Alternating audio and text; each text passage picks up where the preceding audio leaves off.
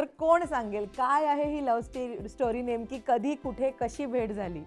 पहिल्या दिवसापासून सांगा मला. आम्ही कोल्हापूरला भेटलो दोघे जण आणि खरं सांगायचं तर त्याला मी दादा म्हणणार होते पहिल्या दिवशी. त्याचं कारण असं की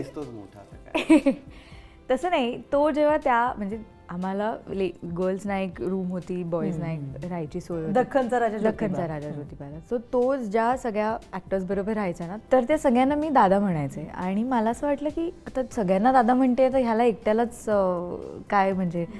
तर आणि विशालला मी आधीपासून ओळखत होते, त्यामुळे विशालच म्हणायचे. आणि मग ह्याला मी विचारलं की तुझं बर्थ इयर काय आहे, तर मग मला कळलं की अरे हा 1 वर्ष मोठा आहे. मग मी त्याला निशाद म्हणायला लागली. आणि मी त्याला म्हटलं पण की मी जर तुला तो प्रश्न विचारला नसता ना, तर मी तुला सगळ्यांसारखं तुलाही दादाच म्हणाले असते.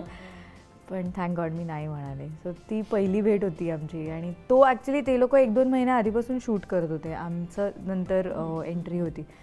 सो ते लोक बऱ्यापैकी रुळले होते तिकडच्या रुटीनला आणि तिकडच्या जनरल वातावरणाला. तर तो असा ना म्हणजे माझा बडी होता झालेला की मला काही गोष्ट हवी असेल किंवा तो त्याचे मित्र वगैरे होते कोल्हापूरमध्ये.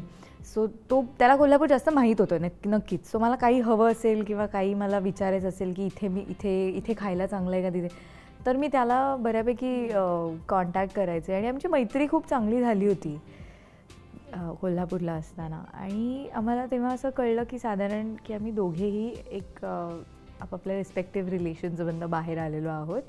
आणि त्यावेळेला वयही असं होतं की आमच्या घरी प्रॉब्ली स्थळं बघायला स्टार्ट झालेली होती.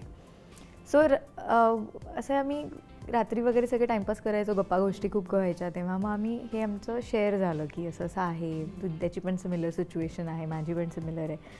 सो पण मला असं वाटलं की नको आपण उगीच काही म्हणजे सेटवरती आणि असं सगळं ते खूप टॉक्सिक होऊन जातं की सेटवरती मग एक कपल आहे आणि मग त्याच्यामुळे खूप प्रॉब्लेम होऊ लागतो आणि असं सगळं. त्यामुळे मी त्या गोष्टीपासून जितकं पळता येईल तेवढं पळत होते. पण आम्ही बोलणं वाढलेलं होतं. आम्ही रात्री वगैरे खूप चॅट करायचो. आणि माझं नेक्स्ट डे 6:30चं कॉल टाईम होतं तेव्हा मला आठवतं, मला सई बाजूच्या बेडवर झोपली होती आणि सई मला म्हणते, सईशी उठते आणि अंधार आता इथंच्या झोप, तुला 2 तासात शूटला जायचं आहे तर आता झोप म्हणून असं. तर तिथपर्यंत आम्ही असे रात्री मध्यरात्री एकमेकांशी चॅट करायचो.